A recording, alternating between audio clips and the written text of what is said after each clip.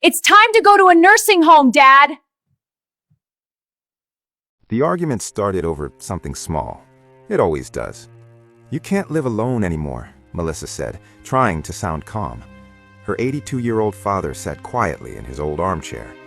"I've lived alone longer than you've been alive," he replied. "You fell twice this year. I tripped. You forgot to turn off the stove." Silence. He looked smaller than she remembered. Not weak, just tired.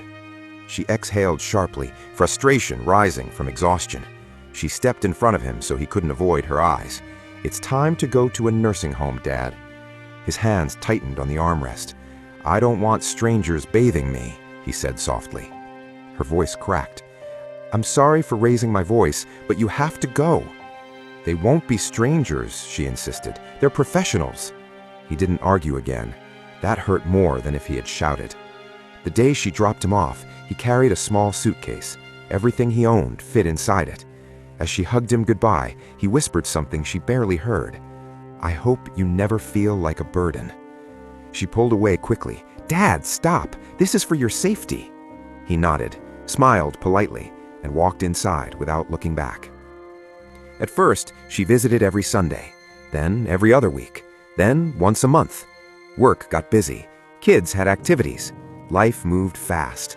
Her father moved slower. Every time she visited, he asked the same question: "How long am I staying here?" She always answered, "Just until things settle down." Things never settled. One winter morning, the call came. "Your father passed away peacefully in his sleep." Peacefully. Such a small word for such a big absence. Melissa stood frozen in her kitchen. Her coffee grew cold. She hadn't visited in 6 weeks.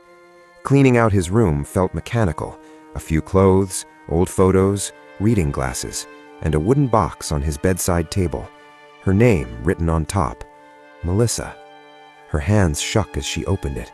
Inside, dozens of envelopes, each labeled carefully. For when you're tired. For when you feel alone. For when you doubt yourself. For when you think I was angry. Her breathing became uneven. She opened the first one. For when you're tired. "I remember when you were 5 and refused to sleep because you were scared of the dark. You thought monsters lived under your bed. I checked every night. There were none. If you're tired now, remember, most fears are shadows." Tears fell onto the paper. She opened another. "For when you feel alone. When your mother died, you were 12. You tried to be brave for me, but I heard you cry at night. I wanted to fix everything. I couldn't. If you feel alone now, know that love doesn't disappear. It just changes rooms." Her chest tightened. Then she opened the one labeled, "For when you think I was angry." "I wasn't angry when you moved me. I was afraid, not of dying, but of becoming invisible in your life. I forgave you before you even left that parking lot." Melissa collapsed onto the bed, sobbing.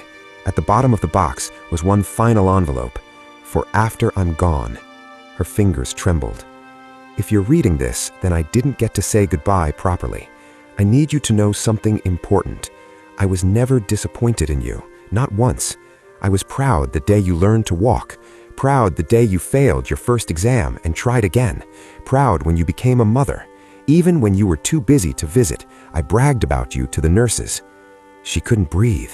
He bragged about her, even when she wasn't there. The last line read, "I hope you never feel like a burden, because you never were." The same sentence he whispered the day she left him there. Now she understood. He wasn't talking about himself. He was protecting her from guilt, even in his loneliness. At his small memorial, Melissa stood before family and friends. She held up the wooden box. "My father spent his last years preparing to comfort me," she said. "He wasn't a burden. He was a gift I didn't slow down enough to see." The room fell silent. That night, she drove back to the nursing home, sat in the same parking spot, the one she once hurried away from. She whispered into the empty air, "I'm sorry, Dad." For the first time, she felt he heard her.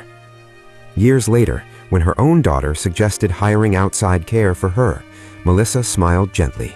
"I'll stay, not out of obligation, but out of understanding. Because sometimes love doesn't need efficiency, it needs presence." The lesson: One day, the hands that raised you will need yours. Don't wait until it's too late. Drop a heart if this touched you.